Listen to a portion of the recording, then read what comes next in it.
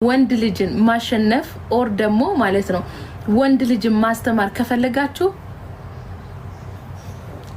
ዝም ማለት ዝም ሲያጠፋም ዝም በይ ውስጥ ኦኬ ምንም ሰንስ ጸጥ በይ ራሱ ነው የሚማረው ካወራሽ ግን ነገሮቹ ብልሽሽት ወጥ ምክንያቱም በእርጋታ መንፈስ አናወራም በጣም ኦቨር ስለሚያናድዱ ኦቨር ያናደደኝ ቀን ቤት ባንድ እግር ነው የሚቆመው አሁን ድሮ ማለት ነው አሁን ግን ኖ ውዴ አሁን ምንም ቢያጠፋ ምንም ያድርግ ከዛ ለምንድነው ዝም የምትይው የሚባል ነገር አለ ምናምን ያ ያስማማሻል ካለበለዚያ ግን ውዴ ሲኦል ነው የሚሸኝሽ ሲኦል ይሸኝሻል ገብርኤል